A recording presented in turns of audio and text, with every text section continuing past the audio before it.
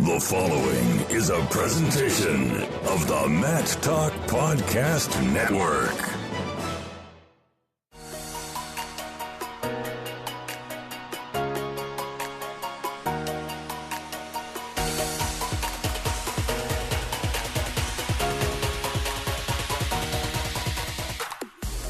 Welcome back to the Mat Side. I'm your host, Richard Anderson Mann, and joining me this week as we break down the Yasar Dogu is the web content and social media coordinator at United World Wrestling, Eric Olanowski. Eric, how are you today? I'm doing well. Thanks for having me on. Absolutely. All right, so we're not going to waste a lot of time. As usual, we're going to jump right in. The United States finished up this tournament, one of the premier international tournaments in preparation for Worlds. They finished with 3 golds, 1 silver, and 2 bronze. And we're going to start with the silver. Jordan Burroughs reached the finals and set up a rematch with Frank Chamizo of Italy. And it was a back-and-forth match. Chamizo ended up coming on in the second and ended up winning it on criteria 10-10. Yeah, I mean, Eric, what are your first takeaways from that match? Completely different from the first one, right? You saw Chamizo come out and pick up a couple of takedowns. And the adjustment for Burroughs was that heavy stepping left foot of Chamizo. Chamizo fakes with that left foot, and Burroughs was just snagging it up with the low single. So immediately out of the gate, I noticed that Burroughs came to be offensive rather than sitting back, which, you know, it's crazy to say you have one of the best offensive wrestlers in the world taking on one of the best defensive wrestlers in the world. So I'm sure he wanted to put some points on the board early, and really it was a back and forth match, and both guys kind of threw in some of those which challenges that I didn't think were warranted. We'll start with the Burroughs one 15 seconds into the bout. The corner of Burroughs thought he had a takedown, so they challenged 15 seconds into the match, and he was awarded one for the step out. But you look back and you think, you know, you have all that time to make up the points. Why waste the challenge? And it ended up being, you know, possibly the deciding factor in the match, not having a challenge. Yeah, I think there were some questionable challenges both ways. And, you know, it's one of those matches, and one of the things that's true about international wrestling, and it's sort of unavoidable, is there is a lot of refereeing that factors into the decision. But like I said, I mean, that's kind of unavoidable at this point. From a stylistic perspective, you mentioned the fact that Jordan was going after that lead leg. And I thought that was an interesting stylistic wrinkle, but I was sort of surprised that Chamizo sort of got Burroughs out of that with heavy hands. And when he would go down for that low shot and that low ankle, it seemed like Chamizo was able to really put his hands on his upper body and control position, which sort of surprised me, to be honest. Yeah, and that was a lot of talk came from the 4-point move from Chamizo's end, and that all stemmed from Jordan Burroughs getting to a shot and Chamizo pulling him up. And I mean, always we talk about it with Chamizo, his ability to get reversals in those scrambles. I mean, a lot of times it seemed like every time he gave up 2, he was at least able to get 1 back. Very true. Yeah, and it's almost worth taking the folk style approach. If you take him down. It's that big if you take Chamizo down, because you don't know if you're going to be able to. But if you do take him down, rather than allowing him to pick up the 1 for the reversal, just let him go and get back to your, because that's what he's looking for. At that point, takedowns are only worth 1 if he's reversing you every time. So you just let him go, get your 2, and be happy with it. Absolutely. I think this is probably almost certainly a match we're going to see again at Worlds. You know, they had the first match at Beat the Streets. Both guys were slip sliding all over the mat. And I just wanted to get your opinion on who do you think was hurt more by the slipping in New York? Because when I first watched it, I kind of thought that it was hurting Chamizo more because it sort of got into his footwork and his countering. But watching the second match, I think that Burroughs' ability to drive forward and really drive through his shots was really hurt, because I think in this match he showed that he was able to take down Chamizo with more consistency than he was in the first. Yeah, that's a good question. I would say it did hurt Burroughs, but when you think about it, I didn't know why, looking back at the Beat the Streets, I didn't know why Chamizo actually took the match, because his style is, you know what you're going to get with Jordan Burroughs, right? You're going to get blast doubles straight on. I mean, there's no question about it. You know what's coming. You can't stop it. It's been like that since he came on the international scene. But Chamizo, how you beat Chamizo is you're going to be how you adjust to his hips and the funkiness of his wrestling throughout the 6-minute match. We saw Kitek Zabalov in the European Championships wasn't able to crack the code. That was something that I'm sure in the second match, if he makes the Russian national team, that he'll be better off the second match than he was the first match, because you have to learn to adjust to those hips. So I was curious on why Chamizo took the match. But yeah, I would say, going back to your original question, I think it was Burroughs who hurt more in that first match than anybody else. I'm not sure if you can make a prediction with your position at UWW, but after 6 minutes twice now, I guess that's 12 minutes between these two, who would you favor, or who do you think has the edge going into a third match potentially? It's crazy to say that Burroughs lost and he closed the gap, right? Or he extended his gap. I think Chamizo, without that 4-point throw, he was searching for answers and he couldn't find them. And I'll give the third match to Burroughs. I'll say that without giving a long answer. But yeah, I think even though he lost the match, I think he's holding his head high, thinking that I feel good going in to the potential third matchup in Budapest. Yeah, I echo a lot of those sentiments in the sense that it seems like from watching the second match that even though Chamizo won, he was not going to win without a 4. And it seems like going into a match against a guy like Burroughs and knowing you need a 4 is probably not a recipe for success.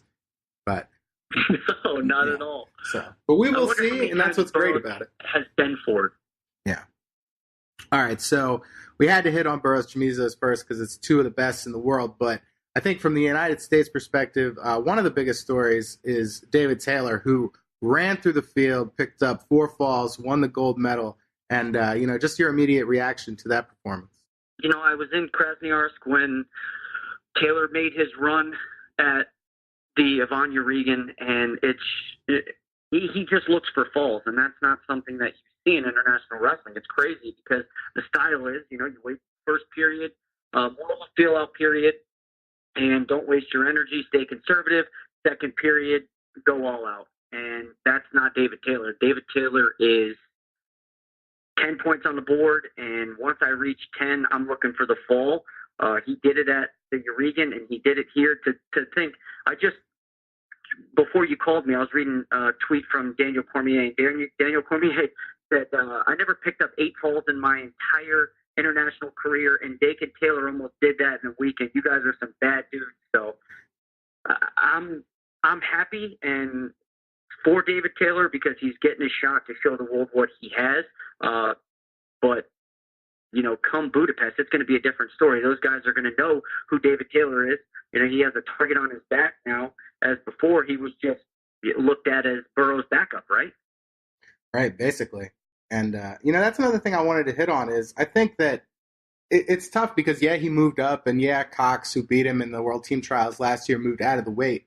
But it's hard to not watch the run he's gone on this year and think that he'd be a challenge for anybody, Cox and Burroughs included. And I think that sort of like the fact that the weight class opened up, people are kind of discounting his accomplishments. Yeah, he's ranked second in the world right now. I'm not sure how many ranking series points he's going to get, but you look at that weight class for the World Championships and you start to think of back to the World Cup in Iran when he stuck Yazdani Charati. What is that matchup going to be like? Because when you think of paces to try and keep up with two guys that you don't want to be in a foot race with is Yazdani or David Taylor, because those guys have gas tanks that stay on full.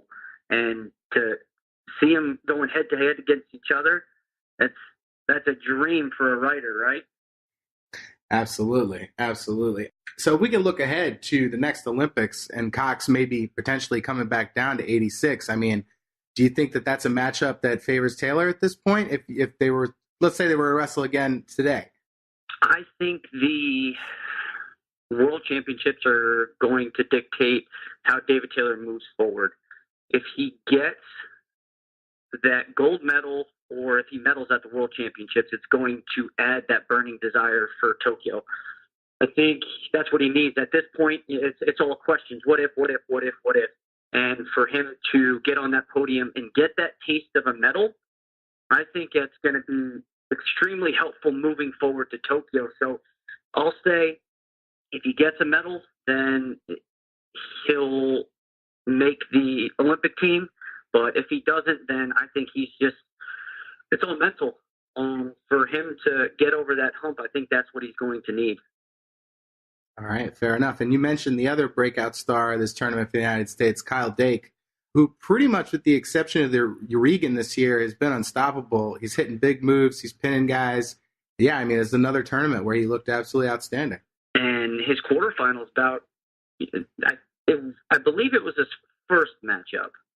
I don't think he had a first-round matchup, but in the quarterfinals, he did have Jabril Hassanov of Azerbaijan, who was an Olympic bronze medalist, and wrestled him at the World Cup, beat him at the World Cup, and comes back and was up big, finds a cradle, and Hassanov, he knew he couldn't do anything, so picks up the fall over him, and then the run just continued. But that's another guy that you're seeing really come into his own, and the world's starting to see who Kyle Dake is. I was looking at his database yesterday for an article I was writing, and it's crazy to think that he's only won 2 international. This was his 3rd international gold medal. Won one back in 2014, and then a tournament in the Grand Prix of Spain or Paris in 2017. But his 3rd gold medal, so he's really finding his way as well. Yeah, absolutely. And, sort of echoing what we talked about with Taylor, I mean, this is a guy who it's really great to see get the opportunity with the weight classes open up. And, it seems like the sky is the limit at this point. And the good part about his performance at the Ivan Urigan is he wrestled Ahmed Gajimagomedov of Russia in the finals, and he lost. But when you're looking at the top guys in the world, I would say ranking after this point, if you're ranking those guys 1 and 2, he had the opportunity to wrestle with the best guy in the world.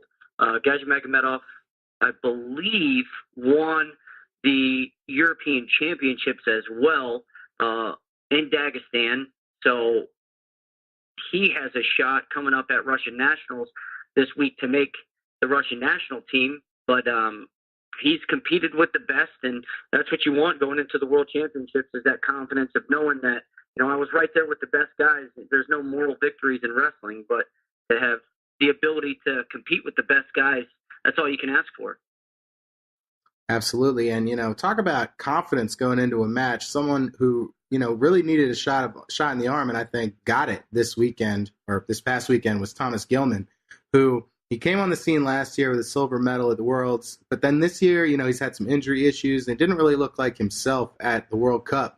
And, he's another guy, 4 straight matches, didn't have the pinning and, bonus points, you could say, from an American perspective, that Dake and Taylor did. But, he looked great, and he might not have faced the same competition that he's going to see at a Worlds, but it was good to see him out there and getting to his offense and looking like Thomas Gilman again. Yeah, heavy hands for Thomas Gilman, and I still think that if he wants to compete at that highest level, there's a lot of knock on 57 kilograms last year, right?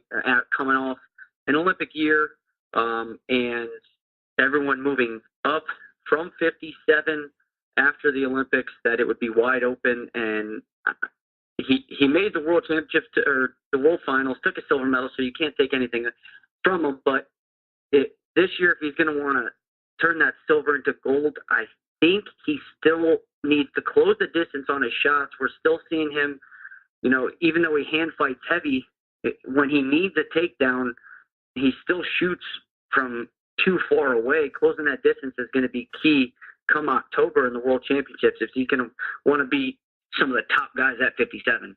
Yeah, absolutely. And, we've seen, whoever ends up being the representative for Japan is going to be a tough hurdle. And, there are other guys out there, but like I said, I mean, he was a guy who was very hesitant in some of his matches earlier this year, and he definitely was able to get to his offense and finish when he had to, I guess, in these matches. But that'll be the story on him going forward for sure.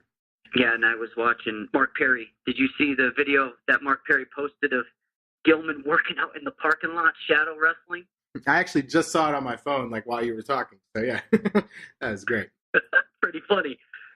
Yeah, Mark Perry's He's always great. thinking about wrestling. Yeah, absolutely. I think that Mark Perry, as an addition to the Hawkeye Wrestling Club, is great. I mean, it's a really feel-good story with a guy who spent some time away from the Hawkeyes and now he's back. And I think, them having a dedicated club coach is going to work out for him. And, Gilman's just another example of that.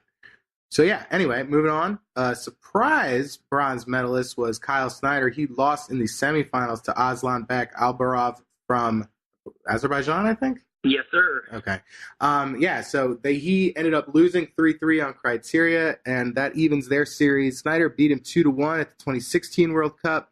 Albarov won at the 2017 World Cup, and then Snyder put it on him 9-2 at Worlds last year. So, this is a match that may happen again at Worlds. People are saying that Azerbaijan will likely go with Albarov because they really respect international results with their world team selection.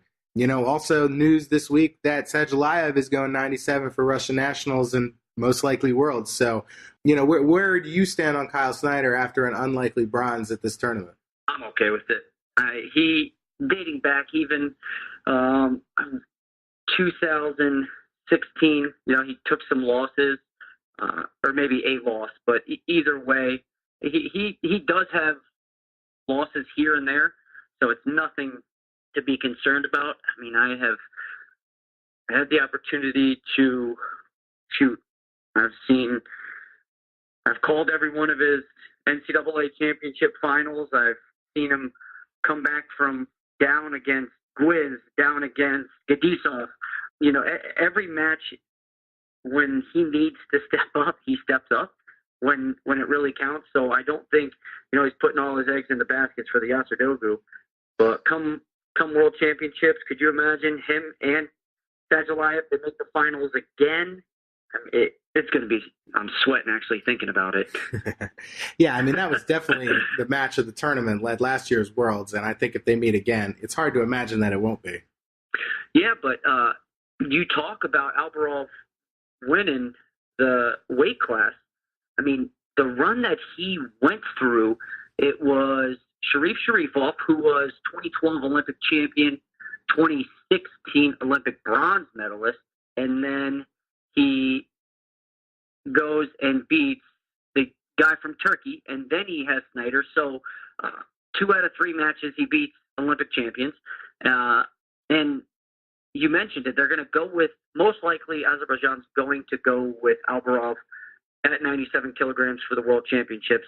So to start it, it was him against Sharifov to dictate who was going to have that starting spot. So the pressure that he went through this weekend was just, it was through the roof. And for him to step up in those situations, it's good to see. I think that's a good transition to heavyweight, where Nick Gwizdowski picked up a bronze medal. And, I think domestically with Adam Kuhn, his run, losing to Kyle Snyder in the NCAA final, trying to make the freestyle and Greco-Roman world team, there was maybe some chatter that, he was going to take over the spot at heavyweight.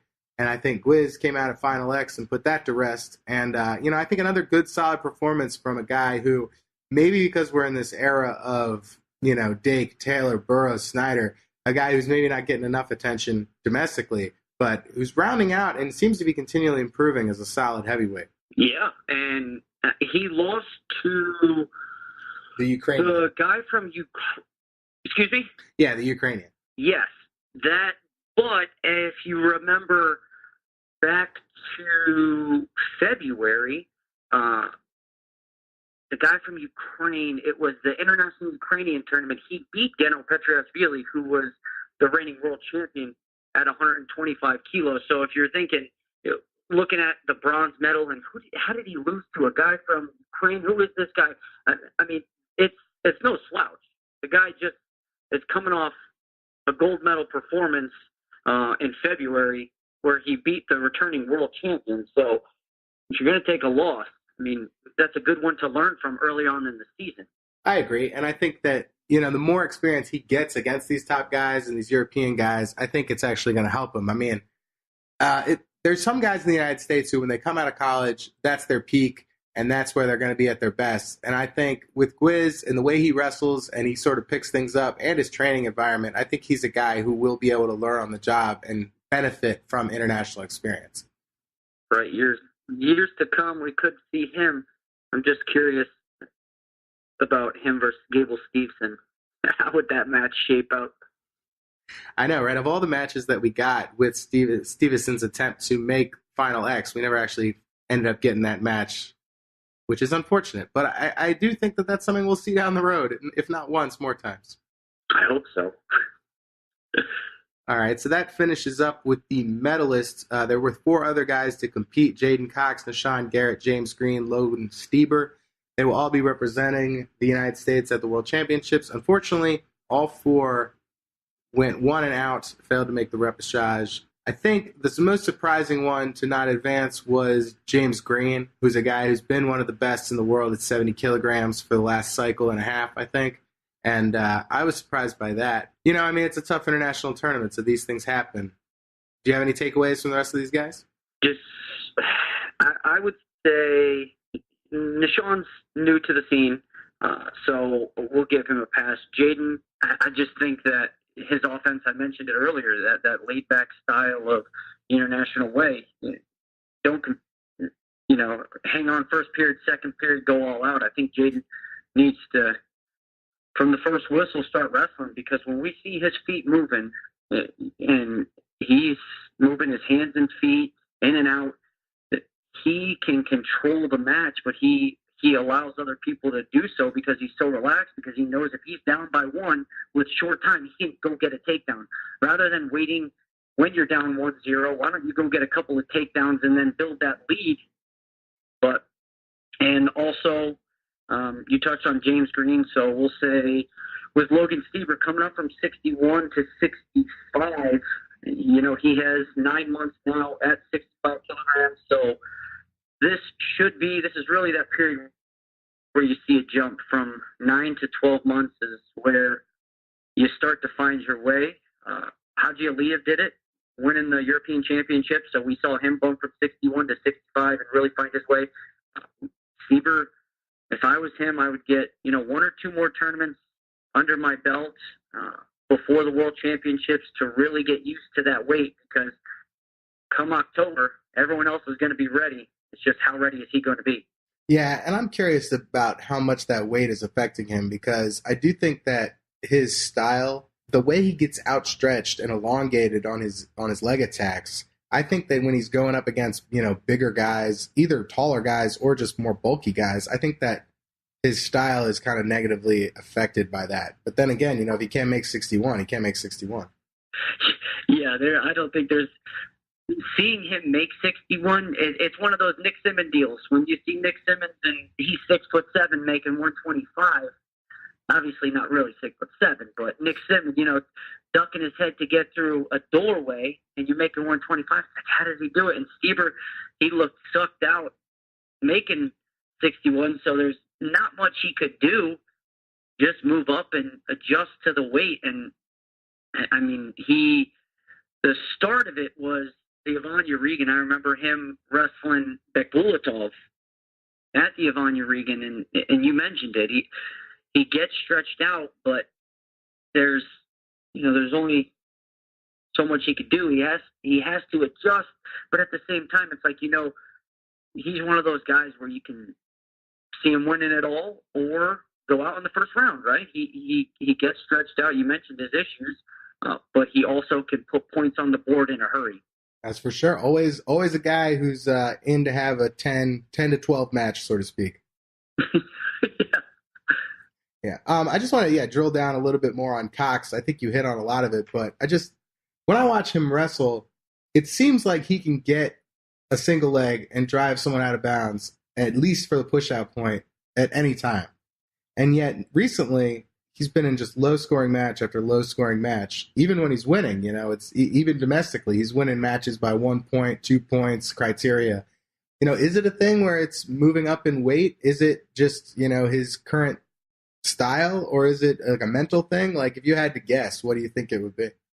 I would say a combination of all, because he recently moved to the Olympic Training Center.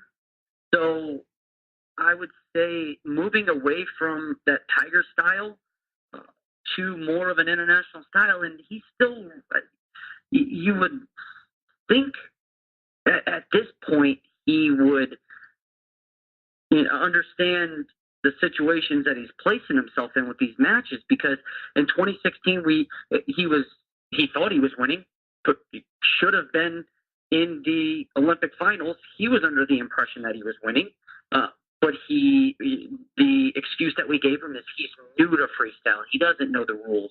He didn't have a passport for the last chance qualifiers to get to the Olympics. So he's still learning. Well, it's 2018, and it's time for him to really start making leaps and bounds. And is it what he's learning at the Olympic Training Center, getting away from that Tiger style and that vision of Brian Smith? I don't know. I really don't. All right. Well, I think we hit on everything from a United States perspective. I know you're going to be all over the map with UWW. What are you going to be covering next? And do you have any international trips coming up? Let's see. I'm actually covering the European Juniors now, and then I don't have any trips until the World Championships in September in Slovakia. I've been all over the world, so they're giving me a little break for a month or so, and then cover some tournaments remote, and then get back on the road. All right. Well, thank you very much, Eric, for coming on, and we'll definitely have to have you on again either before or after Worlds. All right. Sounds good. Thank you for having me. I appreciate it. All right. Thanks a lot.